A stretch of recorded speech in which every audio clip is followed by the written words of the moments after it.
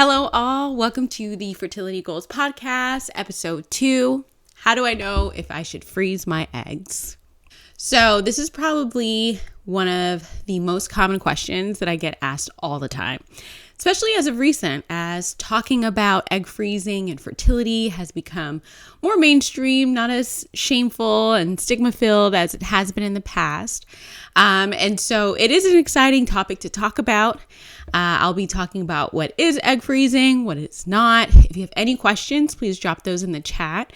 But overall, this should be a really good conversation just because egg freezing is a deeply, deeply personal decision.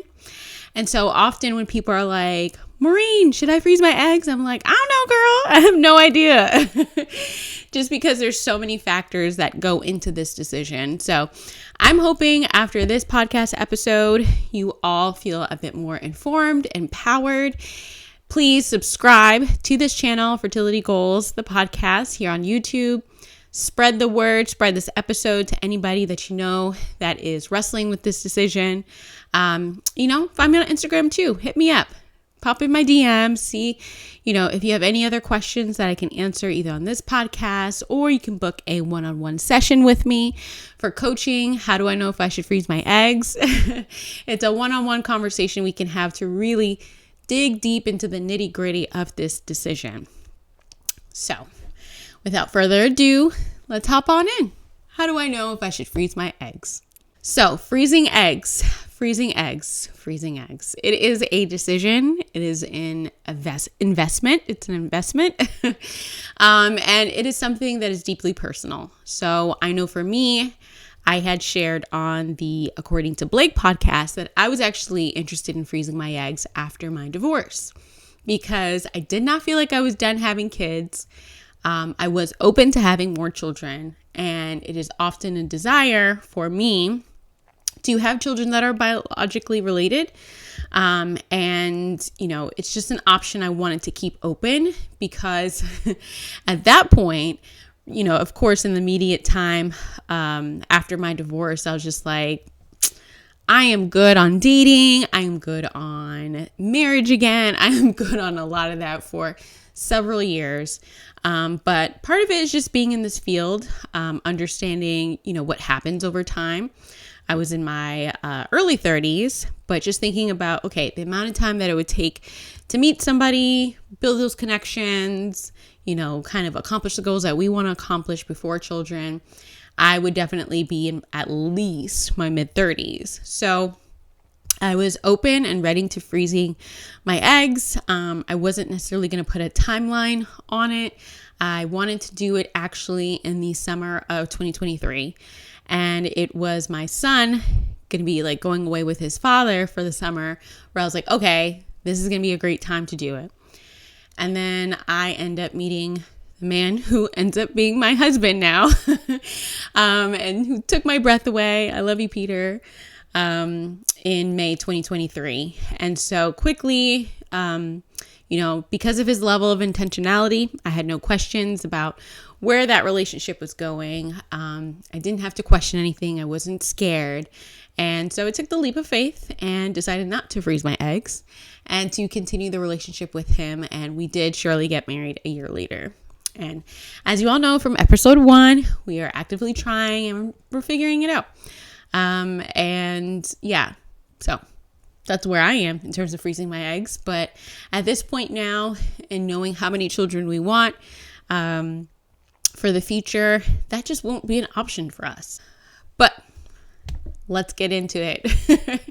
I would say, I kind of boiled down all the knowledge that I have, all the questions that I could ask, all the things that you should consider into 4 different questions that you should be asking yourself. And what I'm going to do is actually go in an opposite order. So there's one huge question that I will leave to the end, my last question, in terms of, considering whether or not it makes sense to freeze your eggs. But before we get into those 4 questions, let's talk about what is egg freezing? What is it about? So if you're going to be typing in or Googling egg freezing, what you will probably see and notice is a word or 2 words called oocyte cryopreservation. Oocytes. That is the medical terminology for eggs, the eggs that come from female ovaries. So oocytes. Cryopreservation. Cryo, cold, right? There's cryotherapies that you can get, cold therapies. Preservation, preserving. So oocyte cryopreservation is the medical terminology for egg freezing. What it involves is extracting your eggs and freezing them. And it is not just a freezer like going in your home freezer. If anybody watches Love is Blind, that is not the case, right? So the process of egg freezing actually involves liquid nitrogen.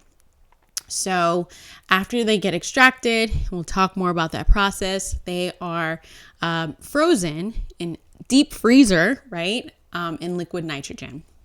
So what does it start off with? The process involves hormone injecting and monitoring. Those are the two main factors of egg freezing. So what you first start off with is getting medications that help with maturing your eggs.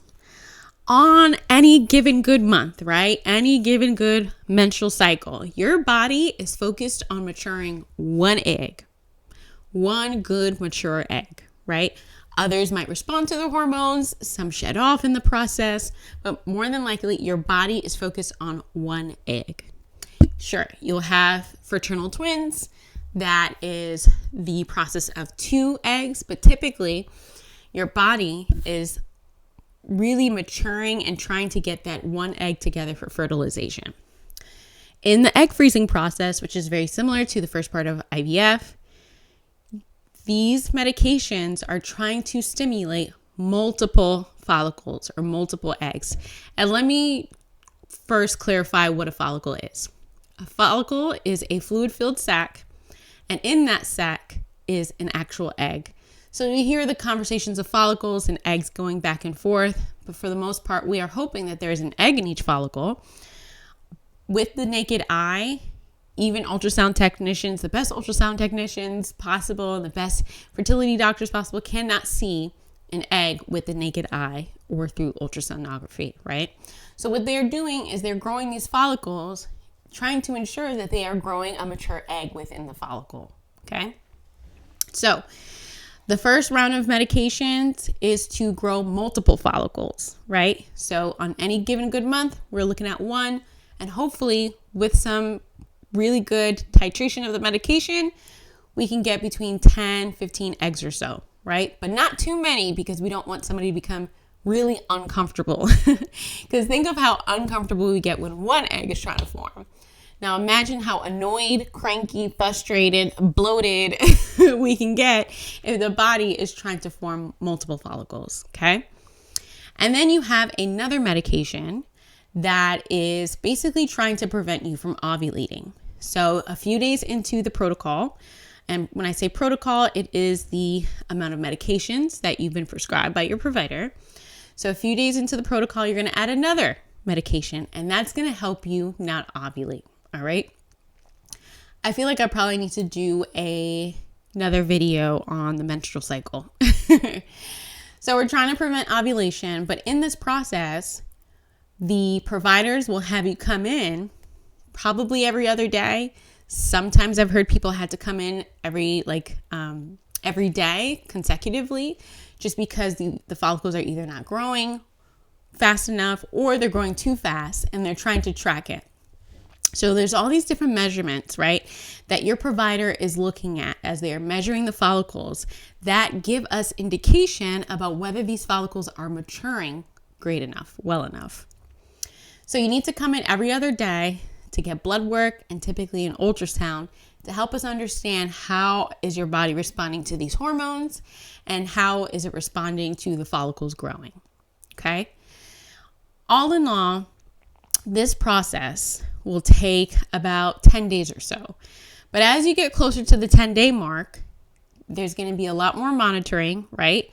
And then what they're going to do is actually have you come in under conscious sedation. So if anybody has ever gotten put to sleep for like their teeth being extracted, sometimes people go to sleep, sometimes they don't. They're awake, they just don't remember the moment. And so they go in using an ultrasound probe into your vagina, and they use a needle, a very, very thin needle, right? They go through the vaginal wall and they pull out the follicles, these fluid-filled sacs, right? They pull out all these fluid-filled sacs from both of your ovaries. They send them to an embryologist, right? So that is a professional who is well-versed in oocytes, sperm, embryos. It's kind of in the name. Just those very tiny cells of human DNA, right? That is literally their specialty. So the embryologist will look under the microscope, begin grading all of the different types of eggs that they see, right? Seeing if they're mature or not, seeing if there are eggs in those follicles, and they do all that behind the scenes. And then they tell their reproductive endocrinologist, who then tells you as a patient how many eggs were actually extracted, how many were mature enough to get frozen, and then you go from there. So ideally, you're going to want as many eggs as possible to help achieve your goals in the future. So there are some people who have to go through multiple rounds of egg freezing. Ideally, you want between like 15 and 20 really good eggs with really good DNA to be available for you when you're trying to build your family. However, if you are older than about 36 or 37, you'll find that certain providers will actually ask you to consider freezing up to 20 or 30 eggs. Why are they having you freeze so many eggs? I know I don't want 20 kids. I know you don't want 20 kids. There's some people who do, some, whatever. However, the reason is when eggs are frozen, right, you have to thaw them out in the future. And so when eggs don't necessarily have the mature levels of DNA in them, they won't survive just the thawing process, right? And so if they're not going to survive the thawing process, then you have less eggs that will survive the fertilization process, which is a whole nother can of beans, right? So thinking about egg freezing, it is not always a one-time thing for folks. For those who are older, it's probably going to take a few cycles to get the desirable amount of eggs there. Age. Why age? Often, people get freaked out about age. Some people get empowered by the age. All I just have to say about age is this. Your eggs have 23 chromosomes in there, right? When you are 21, the chromosomes look very, very, very healthy, right? But then over time, those chromosomes start breaking down. So if you look at eggs of a 21-year-old and then eggs of a 41-year-old, you will actually see, not you, but the embryologist will often see the differences, right, in the DNA of these eggs. The 41-year-old is likely to have more broken chromosomes or misplaced chromosomes. This is why when certain people get older, when women get older and have children, they're actually more likely to see some of those genetic anomalies, right? So those genetic differences in their children. So the incidence of Down syndrome, the incidence of other genetic anomalies actually goes up over time. And sometimes, even when you don't have a lot of risk associated with your family, even if you don't have, Down syndrome present in your family, you actually end up having an increased risk of some of these chromosomal, anomalies, just because the person's eggs and the DNA within the eggs have broken down. So when I meet people who are like, well, I'm in my 20s, I can just wait and all that stuff, I realize they kind of have a skewed understanding of the point of egg freezing. You have today, at whatever age that you are listening, those are the youngest that your eggs are going to be. And they only get older over time, right? Yes, there are people who have children older, right? All the time. Honestly, can I tell you, one of my biggest pet peeves is when people say things like, well, if Janet Jackson can have her child at 50 or all these different ages and all that stuff. Because sure, Janet Jackson has no bills that come to my home, right? I have no idea what her process is. But sometimes I want people to question, do we really think that Janet Jackson used her own eggs to conceive? I don't know. I don't know if she did. Maybe she did, right? I don't know. But if we're thinking about biologically, right, thinking of the chances of somebody in their close to 50s, right? I'm not really sure when she started this process, if she froze her eggs or not, right? If we're thinking of somebody close to their 50s, we need to really start thinking, are those her eggs that are being used, or if they could be something called donor eggs, where they have used the genetic material of another woman to conceive. And they have just implanted, right, the embryos with somebody else's genetic material to conceive their child. That is completely reasonable. And that's honestly typically what happens around that age. I get it. You might know a cousin's friend's neighbor's sister's friend, right, who had a child in their late 40s naturally. They weren't even trying. I'm not saying it doesn't happen, but if we're looking at statistics and trends, we don't have a whole bunch of 40-year-olds or late 40-year-olds getting pregnant by accident. We definitely have a lot of teenagers getting pregnant by accident. So consider this. All right, let's get into it. 4 reasons why. 4 reasons why. 4 reasons why. Just the beginning, just starting the conversation, why you should consider freezing your eggs. Okay? So, the first one, pretty no-brainer. You're not ready to have kids yet, and you just want the option later. So, like I said, I was not ready for another child at that point, but I just knew I wanted to have children later on, and I would be open to it. And for me, not making that decision was really interesting. You know, I wondered what would make sense for the future. I was willing to make the investment. But overall, when it came down to it and not freezing my eggs and really trusting that Peter was the one, Peter was who I was going to end up with, I just knew my wish was going to be granted. Hopefully, we're still working on that I'd be able to have another child.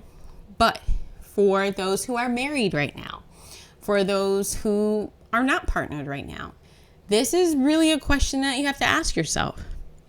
Do you want children in the future? And if the answer to that is, I don't know, then I think you should consider freezing your eggs. It is not unreasonable to freeze your eggs when you have an I don't know. However, if you are someone who is like, I have a family member who is very adamant, I will be unhappy if I have a child. I do not want children at all. I do not want any more. Then freezing your eggs is kind of pointless, really. I often say if there's that inkling, if there's that little question mark there, that little hesitation, then go for it. Go to, get an understanding of what the options are. Get evaluated by the reproductive endocrinologist. Begin these questions with your GYN doctor. If you are open to having more children, right, at whatever age you are, you should consider freezing your eggs. Number 2, I have a medical condition that could affect my fertility later. So, using me as an example, one of the other reasons why I was considered freezing my eggs is because I have the sickle cell trait. I knew, even though I was fighting against it, and it was my own trauma, I had, originally said I'm never dating a black man anymore, never going to be with anybody of color, absolutely not. But when it came down to it, I knew I was probably going to end up with a black man, just culturally speaking, and just the ways that I move, my research and all that stuff. Not to say that somebody non-black couldn't keep up with it or be down for the cause. I just figured more than likely in the social circles that I hang out with, depending on, where I met this person, they were more than likely going to be someone of color. And thinking of sickle cell trait, who tends to have this trait, people of color, black people in particular. So overall, thinking of that in the future, wanting to mitigate any risk of having a child with sickle cell, because that was very important to me, not to bring in somebody in the world that has these challenges and kind of risking having a child with all these challenges, knowing that there was something I could do to reduce the risk of this happening it was just really important for me to consider, all my options and hopefully go through that IVF process to help with reducing the risk of bringing a child into the world with sickle cell disease. Other medical conditions to consider: cystic fibrosis, other autoimmune disorders. There are a lot of people who go through the IVF and assisted reproductive technology process and they don't have fertility challenges, right? They will sometimes have different genetic mutations like the BRCA, the BRCA. That mutation, you often have a higher risk of breast cancers or cervical cancers or colon cancers. And so there are some people who actually go through IVF and do pre-genetic testing to help with reducing the incidence of them having a child that continues on certain genetic disorders. So if you have something that you're considering, also folks with cancer, chemotherapy can render you infertile, right? So think about, if you are trialing a new drug or if you're considering a bone marrow transplant for whatever reason, or different types of chemotherapy, you could be rendered infertile. So consider freezing your eggs, freezing your sperm, right, to help with improving the chances of you conceiving in the future. A third reason you should consider freezing your eggs is if you have a family history of infertility or early menopause. This will require you to ask certain questions of your family members. And this is what we get in the black and brown girlies because it can be so hard to ask our family members about their medical history because there is a long attitude or behavior or stigma towards actually sharing your business, even within your family members, right? And so often I will find that people will just focus on the positive family history in terms of, hey, my grandmother had 18 kids and she turned out fine. And also not factoring in your grandmother probably started having those kiddies around like 16, right? So like we said before, your eggs are the best, highest and best quality the younger that you are. So, comparing your 30 to 35-year-old self to maybe your 16-year-old grandmother is not, really an apples to apples situation. It's definitely more of an apples to oranges situation. But thinking about if you have any aunts or sisters, older sisters who went through menopause early or had really challenging childbirths, right? Or multiple miscarriages. And so if you can have these conversations ahead of time to really ask people what is their medical history, what happened, even asking the grandmother, right, who had 8 kids. There's some people who had multiple miscarriages. They could have had 8 pregnancies that led to a live birth, but how many other pregnancies did they have before that might have ended in miscarriage or stillbirths as well too? So that is something to investigate. The last reason that I would give to have you ponder over as you are considering freezing your eggs or not is this. Will you, at the end of your reproductive years, regret your decisions to not freeze your eggs? That's it. Will you regret it? If you do not freeze your eggs today and you are unable to have children in the future, or if you do not freeze your eggs today and you do have children in the future, but they have some genetic challenges that have made life difficult or challenging or, have kind of threw you for a loop, will you regret it? Will you regret it? Will you have said, I wish I would have X, Y, and Z? And so honestly, I didn't ask you all anything about how much you're willing to invest in freezing your eggs.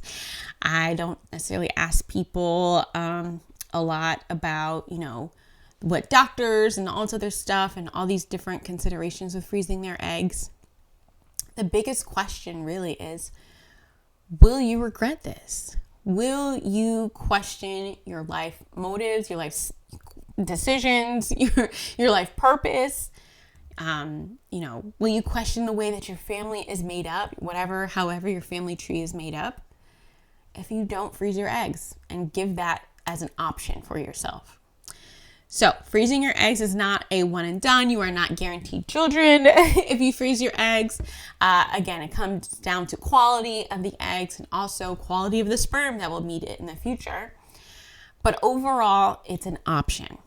I say freezing eggs is an option. This is one of maybe like 10 podcasts I can do just on the topic of freezing eggs alone, right? But at the end of the day, it is an option.